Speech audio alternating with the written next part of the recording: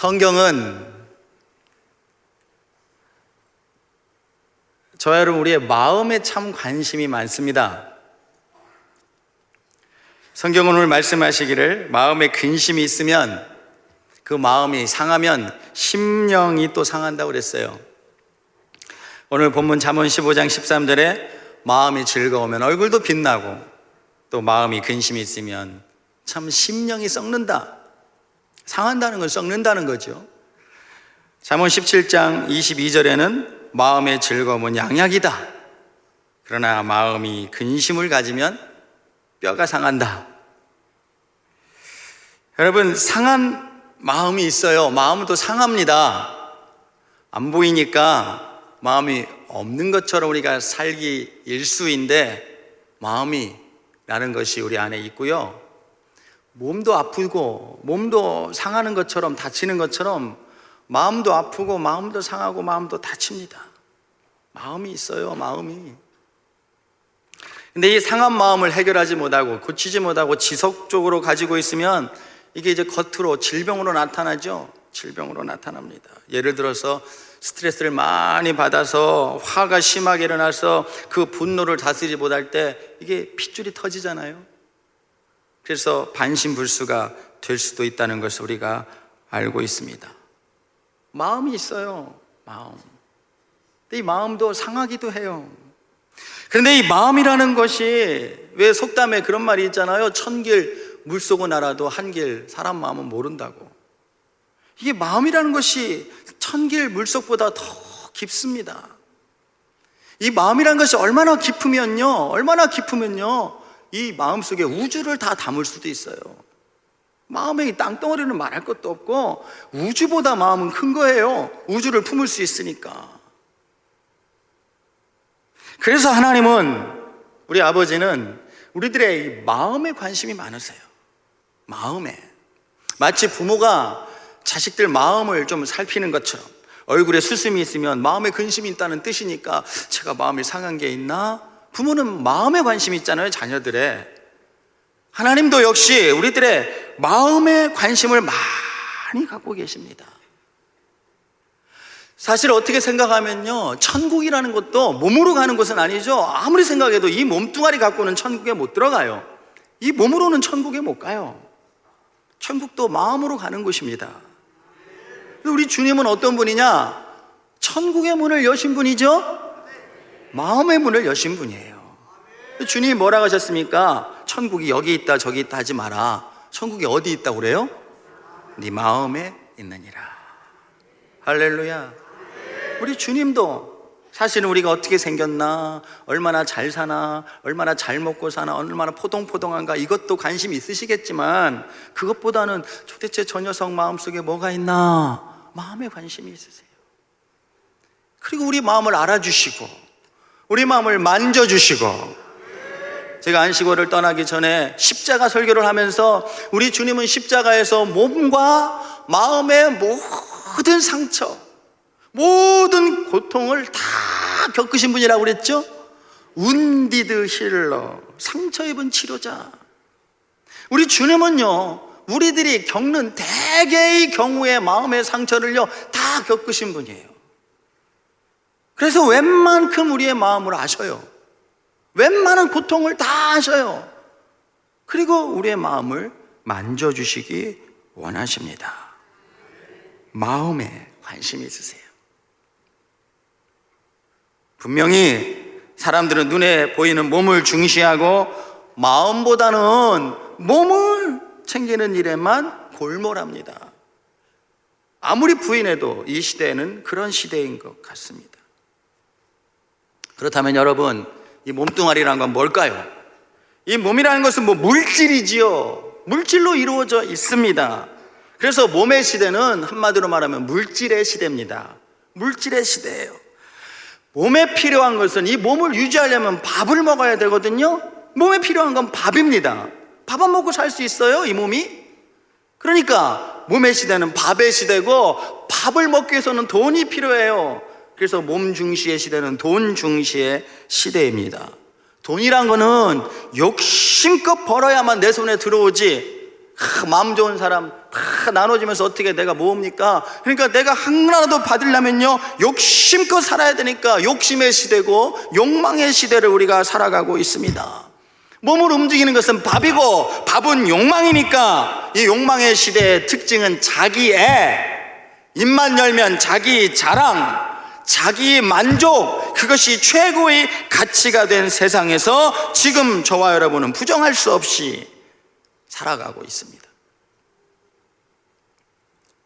근데 여러분, 우리가 집을 잘 져놓고 그 집에 들어가 살면 아주 기뻐하죠. 근데 아무리 비싸고 고급스럽게 집을 지어도 집이 중요합니까? 집에 사는 사람이 중요합니까? 그거 분명하죠? 그래서 불이 나면요, 아이고 이 비싼 집, 이게 몇 억짜리 집인데, 그리고 불났는데 그 집 끌어안고 죽는 사람은 없어요. 도망 나오지. 사람이 중요해요. 근데 우리말에 보면요, 이 몸을 몸집이라고도 그러죠. 저 사람 몸집이 좋네. 몸집, 참 우리말이 신기해요. 몸집이라고 그래요. 몸은 집이에요. 맞아요. 그럼 이 몸집에는 뭐가 살고 있을까요? 이 몸집에는 뭐가 살고 있을까요? 그래요. 몸이 집인 게 분명하다면 마음이라는 것이 살고 있어요. 그럼 제가 여쭤볼게요. 몸이 중요합니까? 몸집이 중요합니까? 그 안에 살고 있는 마음이 중요합니까? 대답은 그렇게 하면서 여러분, 왜 마음은 안 챙기고 삽니까? 마음이 중요하다면서요. 그런데 왜 몸만 챙깁니까? 저도요, 몸 아주 지독하게 챙깁니다. 그래서 악착같이 좋은 거 먹으려고 하고요. 제가 우리 애들한테 그래요. 니들보다 아빠가 먼저 먹어야겠다. 왜? 니들은 먹을 날이 많잖아. 내가 먼저 먹어야겠다. 좋은 거 먹고 열심히 운동하고 몸은 챙기는데, 여러분 대답했던 것처럼 몸이 중요한 만큼 사실은 몸보다는 그 안에 사는 마음이, 몸을 집으로 삼고 사는 마음이 중요한데, 여러분 왜 마음은 못 들여다봅니까? 왜 마음은 못 챙깁니까? 왜 마음은 소중히 여기고 살지 못할까요? 바울은 로마서에서 말하기를 사람이 마음으로 믿어 의에 이르고 그랬어요. 이게 참 귀한 말씀이, 사람이요 구원받는 것도, 의에 이르는 것도, 하나님의 자녀가 되는 것도, 축복받는 것도, 영생에 이르는 것도 다 마음에서부터래요. 마음만 잘 먹으면, 마음으로 하나님을 믿으면, 마음만 바뀌면 구원도 축복도 은혜도 영생도 의미도 가치도 다 우리 손에 온다는 말씀으로 해석할 수 있죠? 예, 그래요. 인생이라는 게, 사람이라는 게 마음 먹기에 달렸습니다. 마음 먹기에 달렸어요. 마음만 잘 먹어도 삶이 달라집니다. 야, 내가 더 이상 이렇게 바보처럼 살 수는 없지 않는가? 아이, 눈에 보이는 밥만 위해서 살아서 되겠는가? 나도 이제 좀 늦었다 할지라도 내 마음도 좀 들여다보고, 불쌍한 내 아내, 남편, 내 자식들도 좀 챙기고, 주위에 있는 사람 마음도 좀 들여다보고, 내가 좀 이제 몸보다는 마음 좀 들여다보고 살아야겠다. 여러분, 이렇게 마음만 먹어도요 인생은 달라집니다. 정말이에요. 정말이에요. 마음만 먹어도 인생은 달라집니다. 그렇게 마음 먹으면요, 이상하게 예전에는 나보다 잘 나가는 사람 보면 배가 아프고 어쩔 줄 모르고 근심스럽고 열등감스럽고 안절부절했는데, 나보다 잘 나가는 사람을 보면 아이고 저 사람도 저렇게 정신없이 사는구나, 밥만 위해서 사니 저 인생도 어떻게 될까 불쌍해 보이고,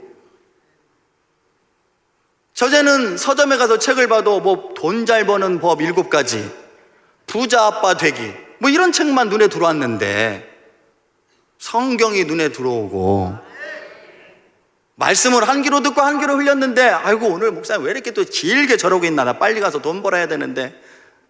그런데 말씀이 귀에 들어오고, 할렐루야. 저녁 예배 이런 건 나하고 상관이 없었시오. 근데 저녁 예배 가고 싶고, 왠지 말씀이, 성경보다 더 좋은 책이 없고, 할렐루야.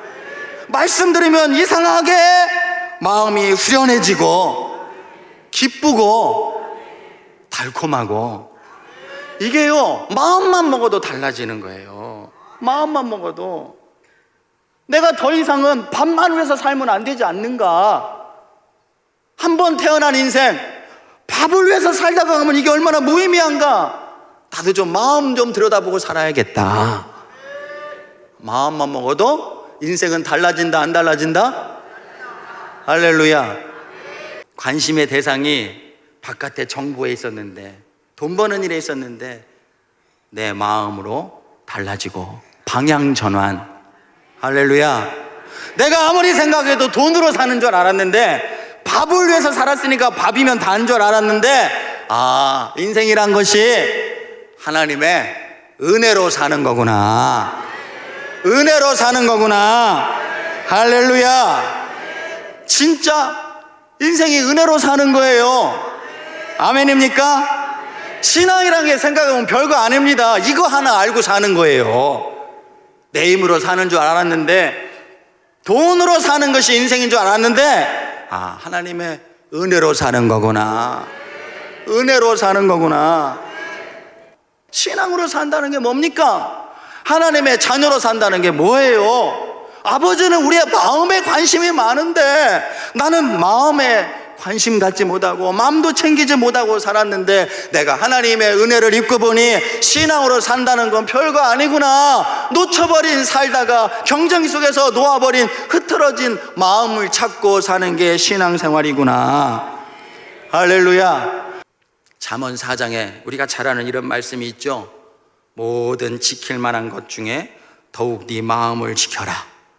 따라해 봅시다. 생명의 근원이 이에서 남이라. 아멘. 사랑하는 성도 여러분, 우리 좀 마음 좀 들여다보고 삽시다. 마음 좀 들여다보고 삽시다. 이 마음에는요, 마음 보따리가 있어요. 심보라고 그러죠.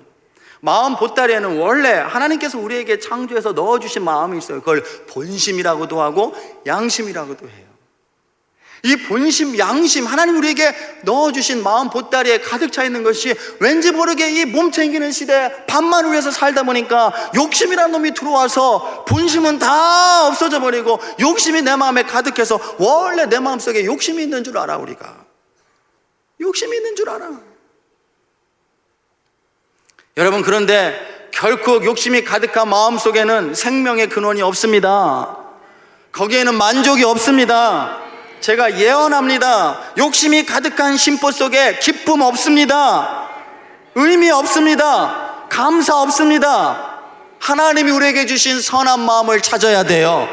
신앙이 그런 거 아니겠습니까? 신앙으로 산다는 게 뭐예요? 구원받았으니까. 구원받은 자녀로 산다는 것은 잃어버린 본심, 하나님 우리 속에 처음부터 창조해 놓으신 양심, 속마음을 찾고 사는 게 신앙이죠. 그래서 아버지는 마음에 관심이 많다고 하셨잖아요. 명절 끝에 사랑하는 성도 여러분, 명절 지나시느라고 얼마나 애쓰셨습니까? 아마 명절 지내면서 마음의 상처로 여기 오신 분들이 있을 것 같아. 모이면 상처도 받아. 오늘 저는 주의 이름으로 여러분을 축복합니다. 하나님께서 여러분의 마음에 은혜를 주시기를 축원합니다. 위로가 있기를 축원합니다. 새 힘이 있기를 주의 이름으로 축원합니다. 하나님이 처음부터 나에게 창조하신 하나님의 선한 마음을 내가 찾고 하나님을 만나고 하나님과 통하고 살게 하여 주시옵소서. 그게 영성을 회복하는 거예요. 그게 기름 부음 받는 거예요. 기름 부음을 받으면 죽은 것 같은 우리의 마음, 잃어버린 것 같은 우리의 마음이 여러분 다시 살아납니다. 그래서 내 마음에 기쁨이 생기고 거기에 생명이 있다 했으니까 생명력이 넘치고 만족이 있고 감사가 있고, 할렐루야. 그래야 조금 우리가 이 바쁜 세상 살면서 조금 느긋하게 여유를 갖고 살 수 있지 않겠습니까? 조금 여러분 우리의 속마음을 좀 찾고 들여다봐서 내 마음도 챙기고 내 아내의 마음도 챙기고 내 남편의 마음도 챙기고 내 자식들 마음도 챙기고, 좀 목사는 성도들 마음도 좀 챙기고, 성도는 누구 마음도 챙기고? 왜 그거는 작게 얘기해요? 성도는 누구 마음도 챙기고? 그래요, 목사 마음도 좀 챙기고. 아멘 좀 크게 해봐요. 성도는 또 성도의 마음도 좀 챙기고, 식구들 마음도 좀 챙기고, 직장에서 동료의 마음도 좀 챙기고, 그렇게 살면서 늙어가야 아름답게 늙을 수 있는 거예요. 멋지게 늙어갈 수 있는 거예요. 여러분, 늙는다는 것은요 슬픈 일이 아닙니다. 늙는다는 것은 젊은이들이 자라난다는 뜻이에요. 그렇지 않습니까? 내가 나이가 들어 늙는다는 것은 젊은이들이 잘 자라난다는 뜻이에요. 아름답게 마음도 좀 챙기면서 여유를 갖고 아름답게 늙어가야 인생이 작품이 됩니다.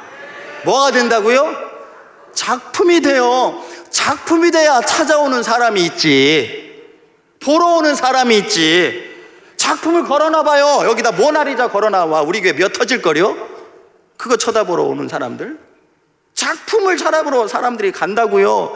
인생이 좀 여유도 갖고 마음도 좀 챙기고 느긋한 마음으로 살아야 아름답게 익어서 작품이 되죠. 그래야 말해줄 스토리가 있는 사람이 되지요. 밥만을 위해서 살아서, 몸만 챙기고 살아서 나이를 먹으면 무슨 스토리가 있습니까? 누가 그 스토리를 들으러 찾아옵니까? 인생이 아름다운 스토리의 작품이 되어야 그 소리를 한 말씀 들으러 젊은 사람들이 찾아와서 고개를 숙이죠. 한 말씀 해주세요. 할렐루야. 저는요 그런 목회자로 늙었으면 좋겠어요. 그런 목회자로 늙었으면 좋겠어요. 제가 참 급하거든요. 마음이 급한 사람이거든요. 여유가 없이 살아왔고 이렇게 살면 안 되겠다 제가 생각한 지가 얼마 안 돼요. 진짜 얼마 안 돼요. 내가 이렇게 살면 안 되겠다. 내가 이렇게 내 마음도 못 챙기고 아내 마음도 못 챙기고 남편의 마음도 못 챙기고 자식들 마음도 못 챙기고 성도의 마음도 못 챙기고 보이는 것만 위해서 살아서 되겠나. 내가 목사인데. 제가 이렇게 생각한 지가 얼마 안 된다니까요. 제가 이렇게 생각하면서 제 인생이 바뀌었어요. 마음만 먹어도 삶은 달라져요. 마음만 먹어도. 이 땅에서 조금 바보라는 소리 좀 들으면 어떻습니까? 여러분 좀 천천히 가면 어떻습니까? 제가 이번 여행 중에 미국은 땅이 넓잖아요. 아침에 일어나서 저 목적지로 가려면 700km 정도 가야 돼. 700km. 아침보다 한 10시간 운전해가지고 출발하고 여러분 700km를 가야 되는데 제가 운전하면서 그런 생각을 했어요. 야, 700km를 지나가야 해서 목적지에 가는데 오늘 700km를 가더라도 여러분 자동차 운전하니까 자동차 바퀴가 한 바퀴씩 굴러야 저기 700km를 가지. 한 바퀴 구르고 벙 떠가지고 또 한 바퀴 구르고 그런 방법이 있습니까? 안 굴르고 가르는 방법이 있냐고요. 700km를 1000km를 가더라도 바퀴가 한 바퀴씩 돌아야 거기까지 가요. 한 바퀴씩 돌아야. 가면서 여러분 조금 여유를 갖고 1시간쯤 운전하다 좀 쉬기도 하고 뭐가 아름다운 게 있으면 좀 보기도 하고 그러면서 좀 못 가면 어떻습니까? 죽으라고 700km 간다고 여러분 거기 목적지에 갔다고 인생이 성공한 게 아니에요. 반드시 후유증이 있어요. 쉬지 않고 가보세요. 쉬지 않고 700km 목적지에 갔어요. 야, 그러면 됐다. 아닙니다. 반드시 거기 가면 후유증이 있어요. 사람은 쉬어야 돼요.